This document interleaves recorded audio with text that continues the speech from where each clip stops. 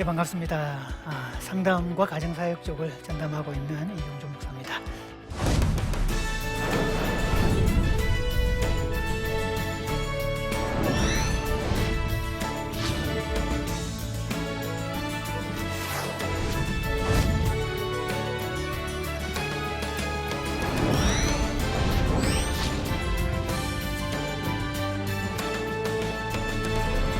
오늘은요, 아마 여자분들 입장에서는 비밀 한 가지를 푸는 시간이 되지 않을까 싶습니다. 도대체 우리 남편은 왜 귀가 없을까? 도대체 내 말을 왜 안 들을까? 그런 생각 때문에 화딱지나고 이해 못하고 혼자 속을 했던 적이 꽤 많았을걸요, 아마. 그죠? 제가 상담실에서 수없이 듣게 되는 그런 이야기들입니다. 그래서 오늘은 부부 사이에 대화가 아니라 협상이 필요하다, 이런 이야기를 전해드리겠습니다. 여성들의 로망이 있죠. 결혼할 때, 결혼하면 내 남편이 내 말에 귀를 잘 기울여 주겠지, 이렇게 생각하는 많은 분들이 그럽니다. 데이트할 때는 내 말에 그렇게 귀 기울여주고 호응해주고 반응해주고 그냥 그렇게 달려와주고 무슨 일이 있어도 가장 팔 걷어붙이고 그러던 사람이 왜 결혼하고 돌변했냐? 나는 속았다, 이런 표현을 썼더니요, 남편에게 따졌더니 남편이 이렇게 얘기를 하더랍니다. 잡은 물고기한테 밥 주는 거 봤어? 아내들의 로망은 내 말에 귀 기울이주는 남편이기를 기대하지만 그런 꿈은 깨시는 게 좋습니다.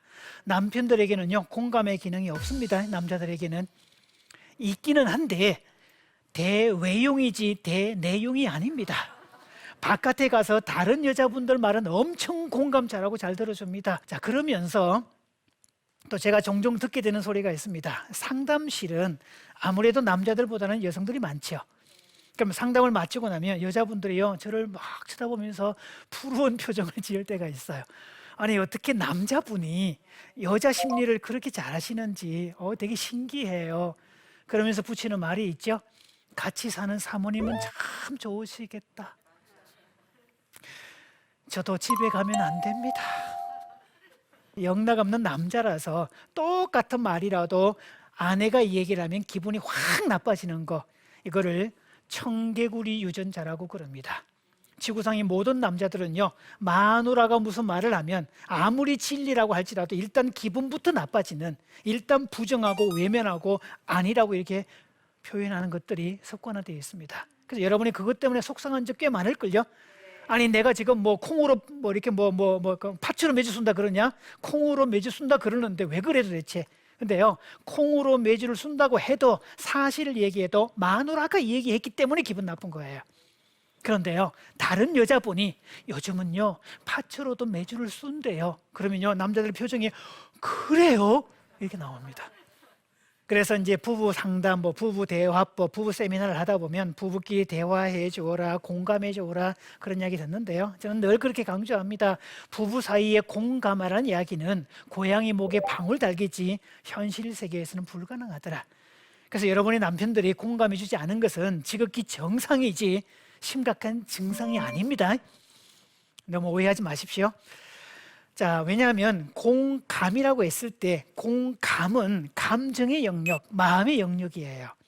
그래서 우리가 흔히 기법을 쓴다고 그러는데, 기법이란 말은 스킬이라는 개념이고 이것은 의지를 동원했죠. 그래서 군화 기법 또는 군요 기법, 아이들한테는 그래서 네가 화가 났구나, 남편한테는 그렇게 말할 수 없으니까 그래서 당신은 화가 나셨 군요, 뭐 이렇게 써라. 그래서 군화 기법, 군요 기법을 써라. 이런 것들이 되게 의지 개념이었습니다. 근데 기법을 쓰면 보세요, 여러분. 의지를 동원해서 기법은 쓰고 있지만 마음은 어때? 이미 열받아 있는데 지금 화가 나 있는데 기법을 쓰라 그러니까 일단 참고, 그래서 네가 화가 났구나, 이렇게 몇 번 하고 나면 어느 시점이 되면 폭발해 버리잖아요, 이렇게. 그러면 나는 안 되는가 보다, 나는 부족한가 보다, 그렇게 탄식했죠. 그 자체가 문제가 있습니다, 여러분. 굳이 공감까지 안 가셔도 괜찮고요. 공감이 아니라 협상이 필요하다는 사실. 공감 안 되는 게 정상이라 말 들을 때 마음 기분 어떠세요? 괜찮죠, 그죠? 나도 좀 편안해지고 남편도 공격도 덜 하게 될 거예요. 지극히 정상이구나. 그래서 알면 정상, 모르면 심각한 증상. 알아야 돼요, 여러분. 알아야 못하죠. 근데 공감이 되려면 마음의 차원인데 세 가지 단계를 거쳐야 됩니다. 자연스러운 공감, 자동 공감인데 그 전 단계는 충분한 이해. 충분히 이해되면 어때요? 나도 모르게 고개가 끄덕이면서 아 그래서 그렇구나, 그래서 그런 거구나 되죠 이렇게. 그러면 전 단계는 충분한 이해인데 충분한 이해가 되려면 전 단계는 정확한 정보예요. 정확한 정보가 전달이 되면 충분히 이해가 되고 이해가 되면 자동 공감이 됩니다. 따라서 부부 사이의 대화의 시초는 공감이 아니라 정확한 정보부터 주는 거예요. 공감까지 갈 수 있으면 베스트고 마지막 최상은 공감이지만 그래서 그 단계를 거쳐서 가야 된다는 사실이죠. 근데 상담에서는 공감이 관계의 마스터키처럼 이렇게 돼 있어요. 상담을 실제로 가보면 부부끼리 공감해 주십시오라고 하는데 우리 그런 얘기 했잖아요. 다 사이가 좋으면 자동 소통인데 사이가 나빠지면 자동 소총이 되더라. 대화가 필요하다는 말은 사이가 좋지 않다는 게 전제가 되어 있는데 사이가 안 좋고 기분이 나쁘고 화가 나 있는데 어떻게 공감이 되냐는 이야기죠. 그래서 왜 이렇게 공감을 강조할까? 제가 공부를 하고 추적을 해보았더니 공감을 이 얘기를 강조했던 사람은 PET라고요. 부모 역할 훈련이라는 내용이 있어요. 부모가 자녀를 다루는 관계를 얘기를 하죠. 자, 여기서 공감을 강조했고 우리가 그 유명한 나전달법 아이메시지도 여기서 강조를 합니다. 아이메시지는 정말 좋은 대화법 맞습니다. 사람은 감정 언어를 사용할 때 상대방은 무장을 해제하고 듣기 때문에 훨씬 더 편하게 대화할 수 있다. 그래서 감정 언어를 쓰는 것들은 우리에게 필요한 거죠. 어떤 사건과 거기에 관계된 내 마음 전하기, 이렇게 아이메시지의 핵심이 되는 건데 공감하기는 너무 어려운 기술이에요. 그러면 공감이란 말을 들었을 때 이 관계가 수평적인 느낌일까요? 아니면 수직적인 느낌인가요? 어느 쪽이세요? 이때 이제 수평이라고 말한 사람은 보편적인 느낌을 말씀하신 거고 수지라고 말씀하시는 분은 분위기상 탁월한 두뇌를 통해서 지금 강사가 요구하는 대답이 수직일 거라는 대답을 파악을 하신 분이에요. 자, 공감은 수직적 차원입니다. 그래서 부부끼리도 공감의 언어를 군화기법, 군요기법을 써가지고 몇 번 해보면요 뭔가가 이상해요. 그리고 내가 뭔가 부족한 사람 된 느낌이 나고 뭔가 미달 같은 느낌이 나고 내가 뭔지 이렇게 폄하되는 느낌 같은 게 들죠. 왜? 공감은 수직적 차원이에요. 공감은 공감을 해주는 당사자가 밑에 공감받는 객체보다 월등하게 능력이 높아야 됩니다. 그래서 초등학교 1, 2학년 정도 아니면 유치원 정도 아이가 늘 집에 오면 다녀왔습니다 명랑하게 인사하는 애인데 들어오면서 울면서 들어오고 가방을 휙 집어 던지면서 나 내일부터 학교 안 갈래, 나 유치원 안 갈래 그러면서 들어가요. 그러면 something wrong이죠. 뭔가 문제가 있죠. 그럴 때는 엄마가 다가가서 너 무슨 문제가 있구나, 속상한 일이 있었구나 라고 접근하는 게 공감의 기술이에요. 초등학교 고학년이나 중고등 애가 그렇게 얘기한다면 인사도 안 하고 휙 집어 던지고 내일 학교 안 가 그러면서 성질내고 들어간다면 그때는요 너 불러서 너 다시 나가, 다시 인사하고 들어와. 네가 무슨 일이 있었는지는 모르겠지만 그 일의 원인 제공자 내가 아니거든. 그래서 너는 들어올 때 네 감정이 어떻다 할지라도 너의 문제고 집에 들어와서 네 성질 나는 것 때문에 집에 와서 무리하게 행해도 된다는 그 무엇도 여기서 없어. 다시 나가서 인사하고 들어와. 그리고 앉아봐. 무슨 일이 있네 이야기해봐. 어떤 일이야? 이렇게 말해야 됩니다.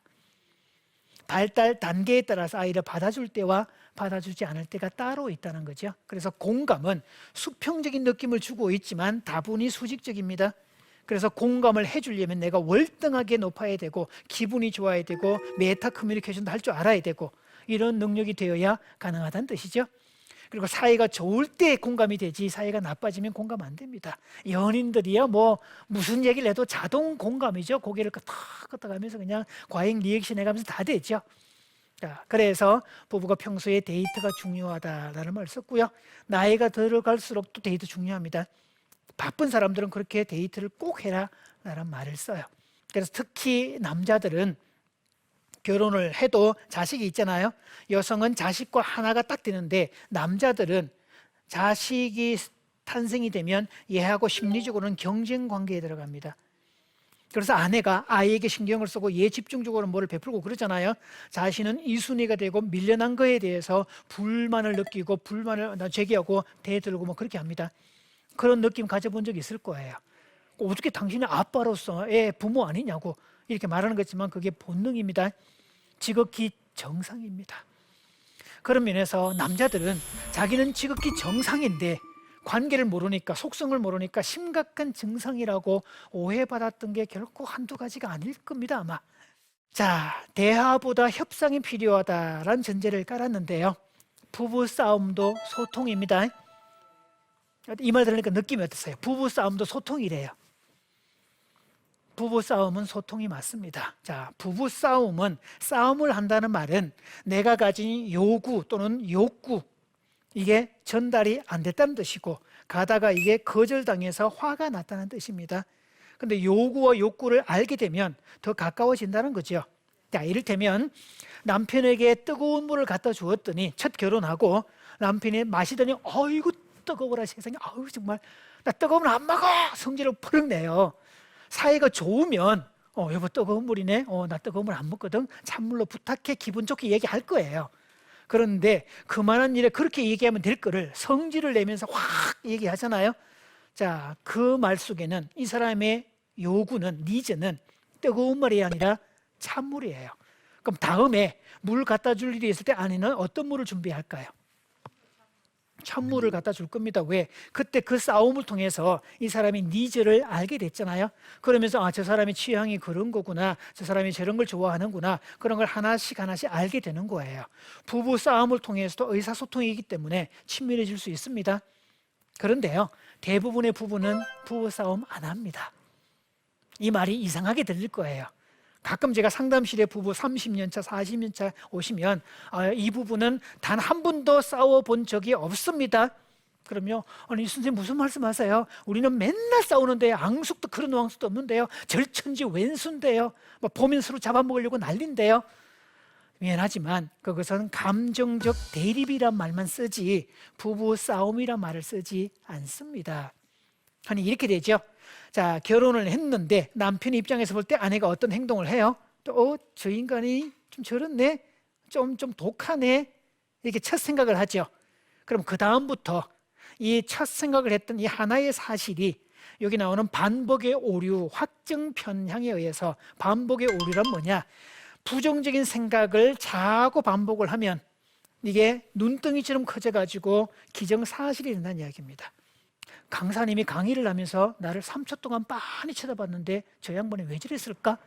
이거를 3일만 생각하면요, 저 양반은 나를 쳐다보는 순간 한눈에 뿅 가가지고 지금 좀 뭐 이런 이상한 방향으로 간다는 이야기예요. 자, 그걸 혼자 생각하면 이제 문제가 이렇게 커진다는 이야기고요. 그래서 주변에 사람이 필요하던 이유는 뭐예요? 밥 먹으면서 아까 강사님이 나를 3초간 쳐다보던데 혹시 그 강사님이 나한테 뿅 간 거 아닐까? 옆에서 뒤통수를 후려칠 겁니다. 정신 차려, 나는 5초 봤거든. 그러면서 내려놓을 수 있는데, 혼자 생각하면 반복의 오류에 의해서 눈덩이처럼 커지게 된다. 또 확증 편향, confirmation bias라는 단어를 쓰는데요, 저 사람이 어떻다라고 이 얘기를 딱 하고 보니까 그 다음부터 이 사람이 하는 모든 언행은 그 사실을 증명해 주는 행동들입니다. 밥을 먹을 때 첫 밥상을 차렸는데 남편이 여보 당신도 먹어봐, 이런 말도 안 하면서 혼자 개걸스럽게 막 먹습니다. 아내가요, 저 인간 참 독하다, 지밖에 모르네, 이기적이네, 그 생각이 들잖아요. 그때부터 남편의 모든 행동은 저 사람은 이기적이라는 사실을 증명하는 행동들만 계속 보입니다. 그래서 계속 본인은 3, 40년을 살아도 그 사실들을 수집을 해놓았기 때문에 내 진리라는 거예요. 자기는 확실하다는 거죠. 제가 상담하면서 정말 황당했던 것은 일종의 치부책 같은 거, A4 파일 같은 거 있죠, 여러분. 왜 파일 넣는 거잖아요, 이렇게. 그게 한 요 정도 두께 되는 거 있고 이 정도 되는 거 있죠. 이 두께의 4권을 가지고 온 사람이 있었어요. 남편의 일거수일투족을 다 기록해 놓은. 야, 그러면서 이 얘기를 꺼내는데요, 선생님 남편이요 옛날에 이런 일이 있었는데요, 잠깐만 기다려 보세요. 그러면서 막 찾더니 여기 보세요, 거기다 깨알 같은 글씨로 다 정리해 놓고 포스터에서 부가 설명까지 다 해놓고 거기다가 인덱스까지 다 해놔가지고요, 몇 장 몇 절 다 찾아내는, 성경책 찾듯이. 그 양반 머리 진짜 좋다 싶어요, 아주. 아니 그 모든 행위를 어떻게 다 기억하고 있는지. 그러면서 자기가 남편이 그렇다고 말하는 게 진리라는 거죠. 근데 이것을 주관적 사실이라 그럽니다. 주관적 사실의 상대 개념은 뭐예요? 객관적 사실. 그래서 부부 사이의 주관적 사실도 객관적 사실로 바꾸어 보면 그래서 상담을 통해서 당신의 남편은 이런 좋은 점이 있습니다. 당신의 아내는 이런 좋은 점이 있습니다. 그때 에이 이렇게 나오는 사람이 많아요. 아니 보시라고 지금 당신의 주관적 관점에서는 그렇지만 상담자인 제가 볼 때는 이런 부분 장점 맞거든요. 그러면서 계속 증명을 해 보입니다. 그러면 고개를 끄덕끄덕 하죠. 그럼 장점이 하나도 안 보이는데 상담실에 와서 장점을 하나씩 둘씩 발견하게 되잖아요. 좋은 게 자꾸 보이면요, 그거 못 팝니다. 벌릴 생각 안 합니다.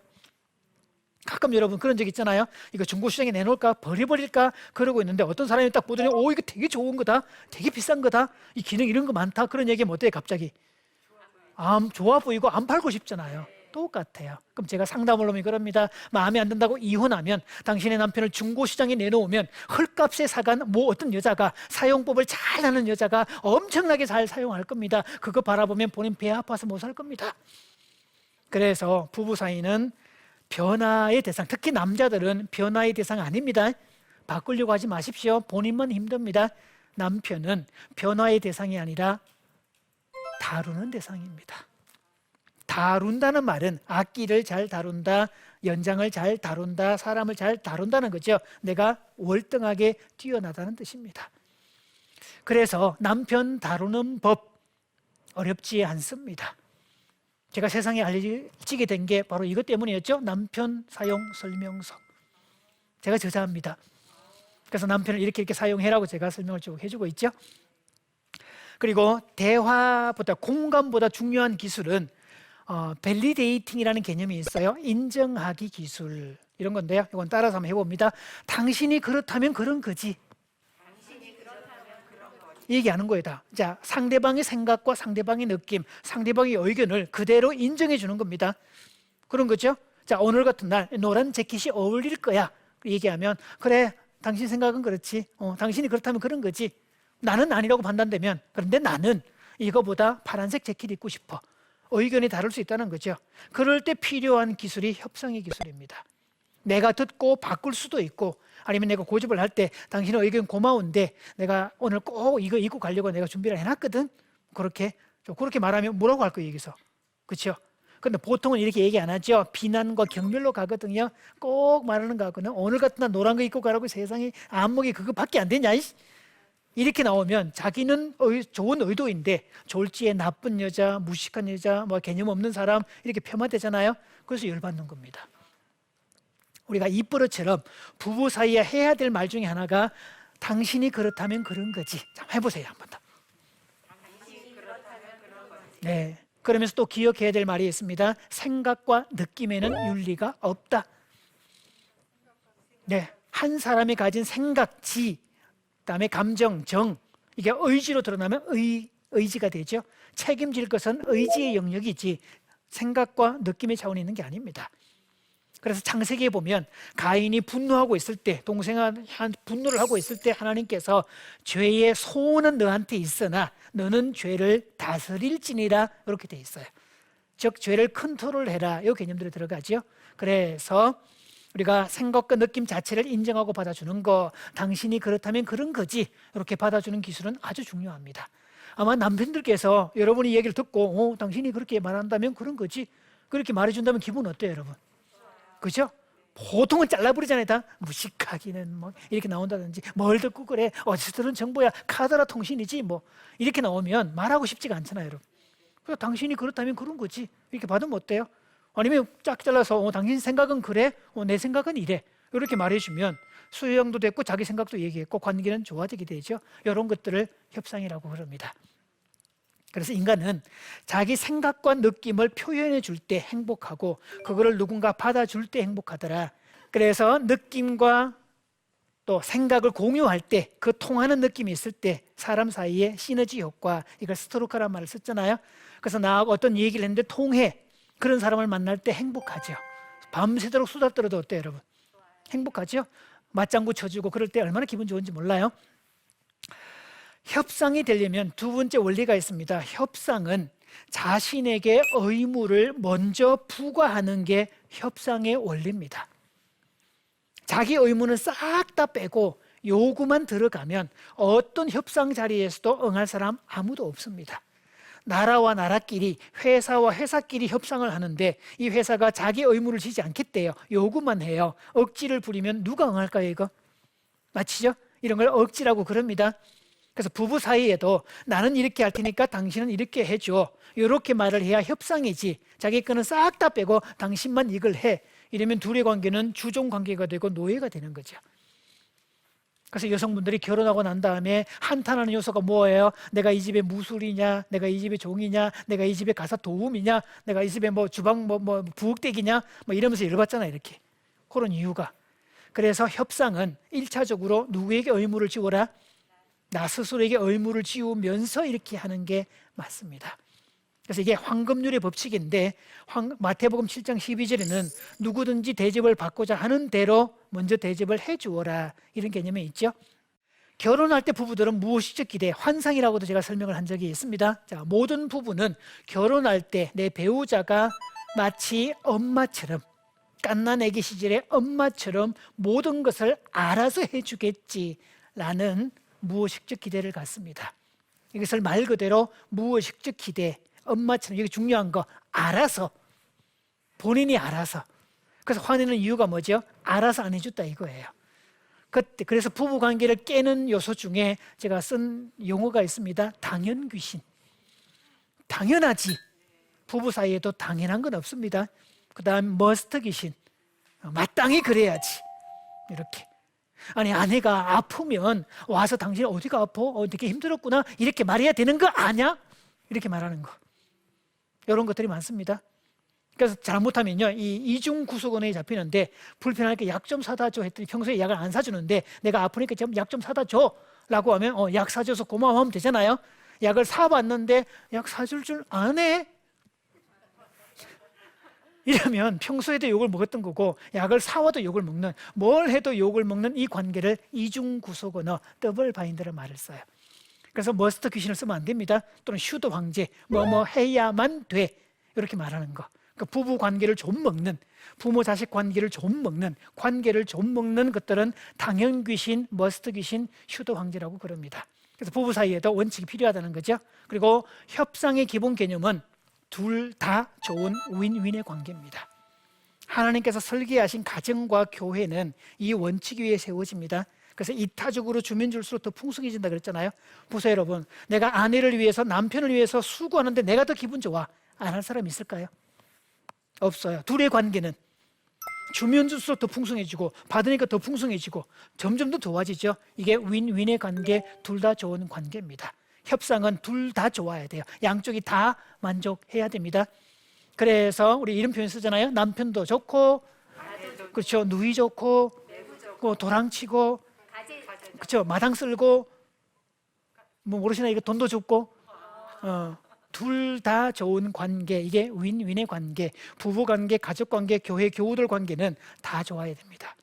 그러려면 협상의 기술이 절대적으로 필요하다는 건데, 제가 상담을 해주면서 가끔씩 얘기합니다. 이 문제가 누구의 소유인지, 누가 불편한 건지 소유자를 가려내십시오. 문제의 소유자를 가려내기 기술은 중요합니다. 내 문제인지, 아이 문제인지, 남편 문제인지 이런 것들을 명확하게 구분을 해주어라. 그리고 즉각 수용할 수 있는지, 아니면 시간을 두고 수용할 수 있는지, 이거는 유보해야 되는 건지 아니면 거절할 건지 예스와 노를 분명하게 해주어라 라고 권면합니다. 그래서 부부 사이에는 사랑으로 남게 해주오, 아니면 뭐 창밖에 세리나데 이거 외치는 거, 이벤트를 하는 것도 사랑이지만 부부 사이에는 자기 감정을 정확하게 표현해 주는 게 사랑입니다. 자, 남편이 회사에서 승진에 누락되었다, 이런 일을 집안에 얘기해 본들 뭐 아내가 도움 줄 것도 아니고 얘기해봤자 소용없지 라면서 집에 들어올 때 인상을 잔뜩 쓰고 막 성질나서 들어옵니다.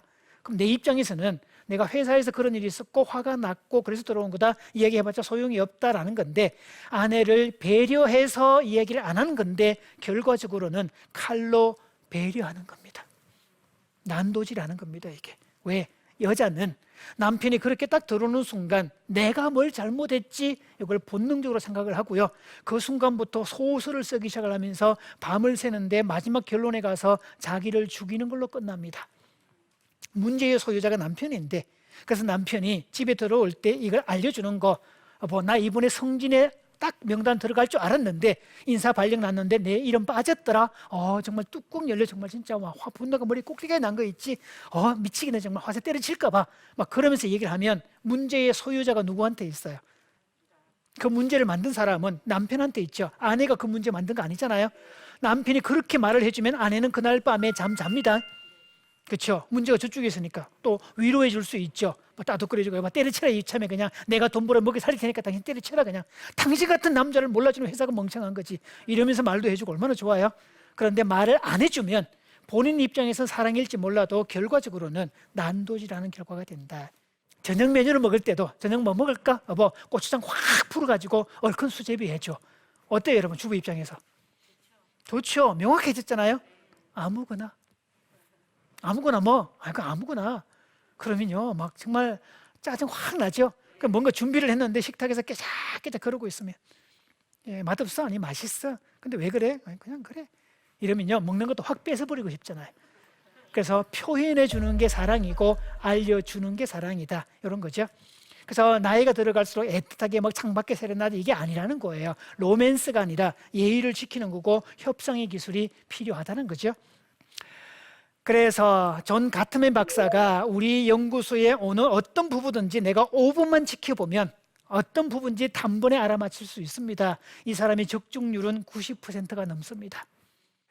자, 이 사람이 말했던 관계를 깨는 4가지 언어가 있는데 첫째 비난, 공격 언어라고 그러죠. 당신이 어떻게 된 사람이 그러냐, 당신은 도대체 어떻게 이따위밖에 일을 못하냐, 당신이 항상 그렇지. 일반화의 오류라고 그러죠. 맨날 주님이나 묵상하고 하얀 주님, 보리 주님, 작은 주님 묵상을 하고 말이지. 언제 당신이 기념일 같은 거 챙겨준 적이 있어? 이렇게 말하는 걸 비난의 언어라 그럽니다. 누가 말을 들어도 정당한 내용이라 할지라도 1차적으로 도망가고 역반응 나게 돼 있더라. 두 번째 방어. 그러는 당신은 뭘 잘했는데? 이렇게 얘기하는 거 방어한다 그러죠. 이게 당신 탓이지 내 탓이냐? 정말 이 텍스트 내용 보면요 얄미운 내용만 골라라 써야죠. 그러면 열이 확 받을 걸요 아마. 경멸하게 어쭈 이거는 더 폄합니다. 세대가리야 이렇게 얘기한다든지. 근데 생각보다 이런 사람들 많습니다. 진짜 간이 배 밖에 나온 사람들 그렇게 많아요 아주. 이런 것들. 그다음 4번째 담쌓기. 떠들어라. 아이고 30분 남았네. 아이고 이제 2분 지났으니까 28분 남았네. 계속해 빨리 해. 이러는 거. 도피하기, 담쌓기 이런 것들입니다. 그러면 대화는 통하지 않는다는 거죠. 부부가 5분 동안 왔는데 두 사람이 대화하는데 이런 방식을 주고 쓰고 있더라. 그러면 이 부분은 반드시 깨진다. 이게 존 가트맨 박사의 습관입니다. 그런데요, 당신 생각은 그렇지.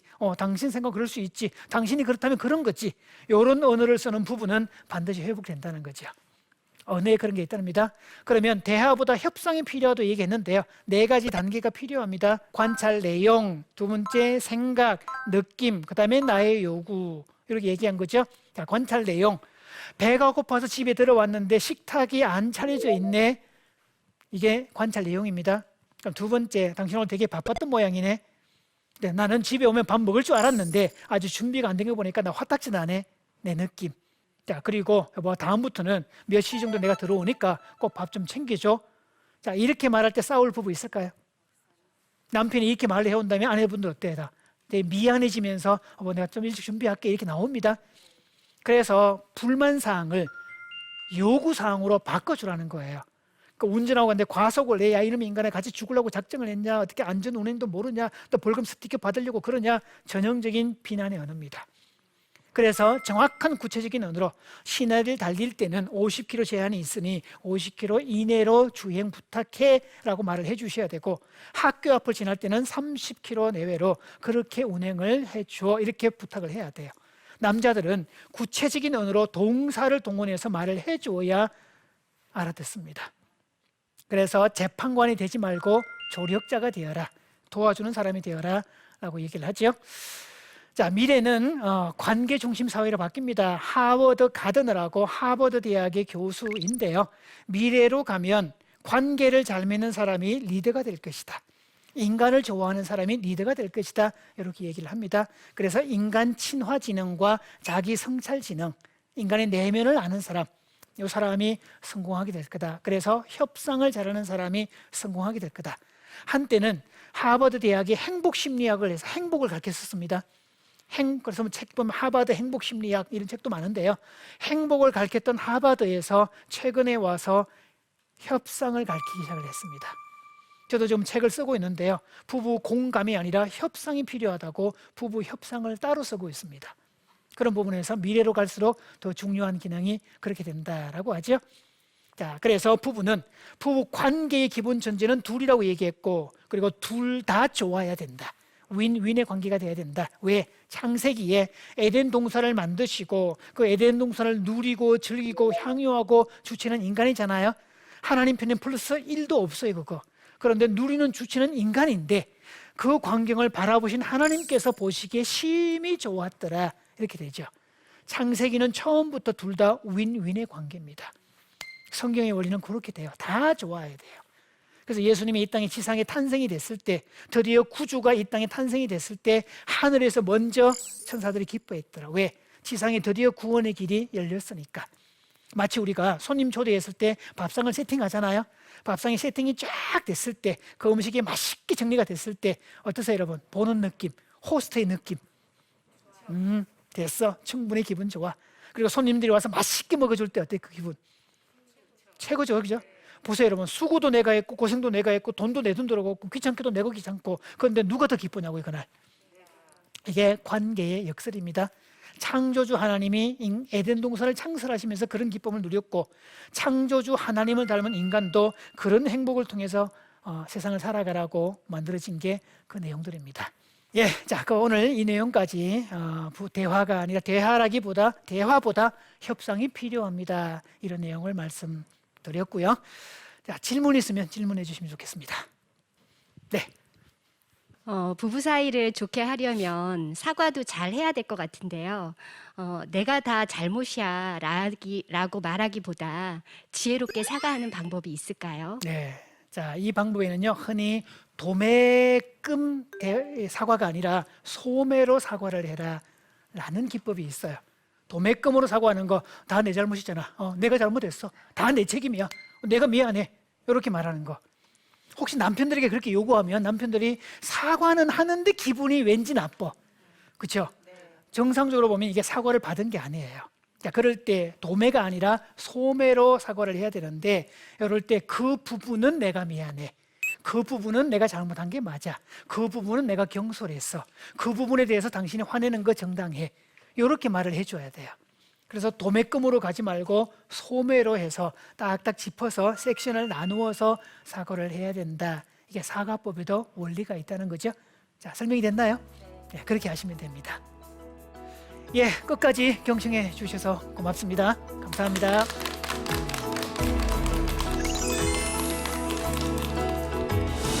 부부 사이에 대화가 아니라 협상이 필요하다. 협상은 자신에게 의무를 먼저 부과하는 게 협상의 원리입니다.